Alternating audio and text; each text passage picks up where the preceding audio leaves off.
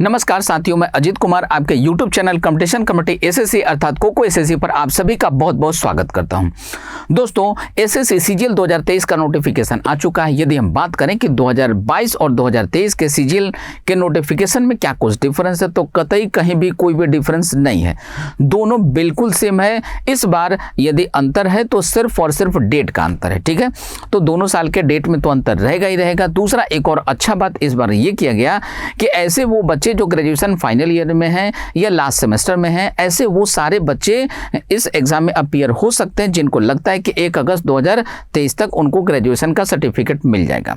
लेकिन जिनको लगता है कि 1 अगस्त तक भी उनको सर्टिफिकेट नहीं मिलेगा ग्रेजुएशन का, ऐसे बच्चे एग्जाम के लिए अप्लाई नहीं कर सकते। आइए अब जानते हैं इनको डिटेल में क्या कुछ खास है। तो देखिए, सबसे पहले बात करते हैं कि इसका नोटिफिकेशन कब आया। नोटिफिकेशन आया इसका 3 अप्रैल को। ठीक है, और इसमें आपके ऑनलाइन अप्लाई करने की इनिशियल और एंडिंग डेट क्या है। तो इनिशियल डेट है आपकी 3 अप्रैल को, यानी 3 अप्रैल से लेकर 3 मई तक आप इस एग्जाम के लिए अप्लाई कर सकते हैं। बात करें कि इसका जो टियर 1 का एग्जाम होगा वो कब होगा, तो इसका टियर 1 का एग्जाम कब होगा, जुलाई 2023 में होगा। टियर 2 की बात करें तो टियर 2 के बारे में यहाँ पे कोई भी अभी इंफॉर्मेशन नहीं है, इसके लिए हम लोगों को बाद में इन्फॉर्म किया जाएगा। अब बात करते हैं आगे क्या कुछ खास है। तो यहाँ पे हर एग्जाम के पोस्ट के अकॉर्डिंग यहाँ पे क्या किया गया है, सबका पे लेवल आपको पे स्केल दिखाया जाए। जैसे पे लेवल 8 की बात करें 47,600 से लेके 1,51,100 तक है। पे लेवल 7 की बात करें 44,900 से जिसकी शुरुआत है। पे लेवल 6 की बात करें 35,400। पे लेवल 5 की बात करें 29,200। ठीक है, और पे लेवल 4 की बात करें तो 25,500, यानी कि कम से कम 25,500 से लेके 1,51,100 तक इसका पे स्केल है। अब आगे बात करते हैं और क्या कुछ खास है भाई। तो अब बात करते हैं कि इसमें नंबर ऑफ वैकेंसीज कितनी है। तो यहाँ पे आप देख पा रहे हैं 7,500 वैकेंसीज अभी आपको दिखाया जा रहा है। ठीक है, जो आगे और बढ़ेगा आपको इसके लिए यहाँ पे क्लियर कट इंस्ट्रक्शन दिया हुआ है। However form vacancies will be determined in due course, यानी कि एग्जाम का जो प्रोसेस है इसके तहत और वैकेंसीज आगे बढ़ाई जाएगी। और एसएससी का ये अपना एक ट्रेंड होता है, हर एग्जाम के नोटिफिकेशन में वो कम करके दिखाती है और बाद में उसको धीरे से बढ़ा देती है। जैसे पिछले साल सीजीएल की बात करें तो 20,000 वैकेंसी यहाँ पे दिखाई गई थी, जिसको बाद में बढ़ा के 37,000 किया गया। ठीक है, और इसी प्रकार से आपके सीजीएल के अलावा सीएचएसएल और एसएससी जीडी एमटीएस सब में ऐसा ही होता है। तो ये आगे बढ़ने वाला है, कम से कम ये 20,000 प्लस में जाने वाला है। ठीक है, तो अब इसके आगे बढ़ते हैं, कुछ और इन्फॉर्मेशन हम लोग जानने का प्रयास करते हैं। इसके आगे देखिए, यहाँ पे एज लिमिट में कुछ डिस्काउंट दिया गया है भाई। तो एज लिमिट में आपको जो डिस्काउंट चाहिए होता है, जो रिलैक्सेशन चाहिए होता है, वो तो मिलेगा ही मिलेगा।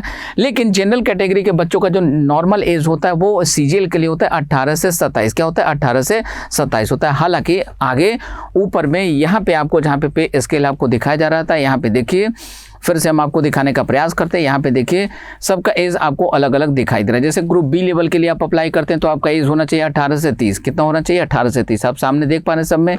लेकिन यदि आप जूनियर स्टैटिस्टिकल ऑफिसर के लिए, यहाँ पे जूनियर स्टैटिस्टिकल ऑफिसर के लिए अप्लाई करेंगे तो आप 32 ईयर्स तक अप्लाई कर सकते हैं। और बाकी ग्रुप सी के सभी पोस्ट के लिए आपका अपर एज कितना होना चाहिए, 27 होना चाहिए। किसके लिए, जनरल कैटेगरी के लिए। हालांकि ओबीसी कैटेगरी के जो बच्चे हैं, एससी एसटी कैटेगरी के जो बच्चे हैं, यानी कि जो रिजर्व कैटेगरी के बच्चे हैं, उनको एज में डिस्काउंट मिलता है, उनको एज में रिलैक्सेशन मिलता है। और वो रिलैक्सेशन यहाँ पे देखिए आपको एज पर यूजुअल दिया गया। ठीक है, तो ये सारी चीज़ें समान है, सभी एग्जाम में ऐसा ही होता है। यहाँ पे विशेष रूप से थोड़ा सा ध्यान देने की अलग से बात ये है कि ऐसी महिलाएं जो विडोज होती हैं या डाइवोर्सी होती हैं, इनको यहाँ पे देखिए यदि वो जनरल कैटेगरी के हैं तो अप टू 35 ईयर्स अप्लाई कर सकते हैं। यदि वो एससी एसटी कैटेगरी से है तो 40 ईयर्स तक अप्लाई कर सकते हैं। ऐसा इसमें लिखा गया, आप देख सकते हैं। ठीक है, तो ये वुमेन एम्पावरमेंट को एनकरेज करने के लिए सबसे बढ़िया सपोर्ट होता है। अब हम लोग इसके आगे बात करते हैं कि इसका एजुकेशनल क्वालिफिकेशन क्या होना चाहिए। तो इसके लिए आपका एजुकेशनल क्वालिफिकेशन होना चाहिए ग्रेजुएशन। ठीक है, क्या होना चाहिए, आपके पास सर्टिफिकेट होना चाहिए ग्रेजुएशन का। देखिए यहाँ पे लिखा हुआ है बैचलर्स डिग्री आपके पास होना चाहिए। ठीक है, चलिए आगे बढ़ते हैं। अब हम लोग बात करते हैं एग्जामिनेशन फी कितना होता है भाई। तो एग्जामिनेशन फी होता है सिर्फ और सिर्फ 100 रुपीज़। कितना होता है, सिर्फ और सिर्फ होता है 100 रुपया। और आप अप्लाई कैसे करेंगे, तो अप्लाई करेंगे आप nic.ssc.nic.in पे। कहाँ पे, ssc.nic.in पे आपको ऑनलाइन अप्लाई करना होगा। एग्जामिनेशन फी जो 100 रुपये होते हैं, ये किन के लिए होते हैं, तो ये जो एग्जामिनेशन फी 100 रुपये होते हैं ये सिर्फ और सिर्फ जनरल और ओबीसी कैटेगरी के मेल कैंडिडेट के लिए होता है।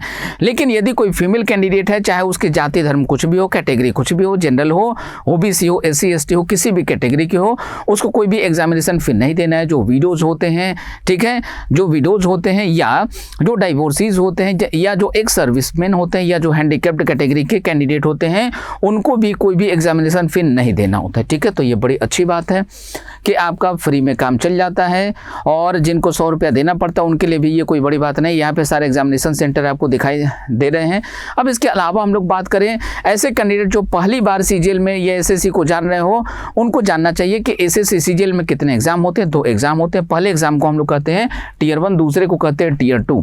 ठीक है, अब बात करते हैं कि ठीक है, टीयर 1 टीयर 2 2 एग्जाम होता है, तो दोनों एग्जाम में क्या कुछ अलग अलग पूछा जाता है, क्या डिफरेंस है, जरा ध्यान दीजिएगा। ये टीयर 1 है। टीयर 1 में देखिए ये चारों सब्जेक्ट हैं आपके, मैथ, इंग्लिश, रीजनिंग और जीके जीएस। ठीक है, चारों सब्जेक्ट से 25-25 क्वेश्चन पूछे जाते हैं। हर क्वेश्चन होता है आपका 2 नंबर का, यानी कि टीयर 1 में आपका एक क्वेश्चन सही होता है तो आपको 2 नंबर मिलते हैं, और एक क्वेश्चन यदि आपका गलत हो जाता है तो 0.50 मार्क्स यानी कि आधे नंबर आपके डिडक्ट हो जाते हैं, काट लिए जाते हैं। ठीक है, तो कुल मिला के ये 200 नंबर का पेपर होता है, जिसके लिए आपको टोटल 1 घंटे का कंपोजिट टाइम दिया जाता है। ठीक है, अब ये जो टीयर 1 होता है ये क्वालिफाइंग इन नेचर होता है। इसका मार्क्स आपका फाइनल मेरिट लिस्ट में ऐड नहीं होता है। ठीक है, आगे बात करते हैं टीयर 2 के। टीयर 2 में देखिए क्या होता है, तो टीयर 2 में ये जो पेपर 1 होता है, टीयर 2 में पेपर 1 जो होता है नॉर्मल ग्रेजुएट कैंडिडेट के लिए, इसमें इसको आप देखेंगे 3 सेक्शन में बांट दिएगा। ठीक है, 3 सेक्शन। देखिए सेक्शन नंबर 1, सेक्शन नंबर 1 में क्या, मैथ और रीजनिंग से 30-30 क्वेश्चन पूछे जाते हैं,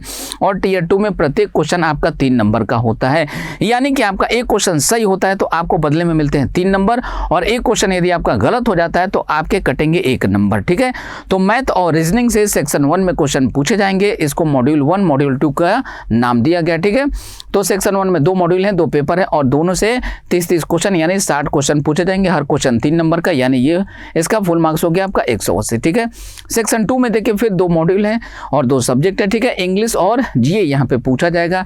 इंग्लिश से 45 क्वेश्चन पूछे जाएंगे, जीए से 25 क्वेश्चन पूछे जाएंगे, यानी कि यहाँ पे आप देख पा रहे हैं इंग्लिश को सबसे ज्यादा वेटेज दिया गया। ठीक है, तो इंग्लिश से थोड़ी सी मोहब्बत आपको बढ़ा लेनी पड़ेगी।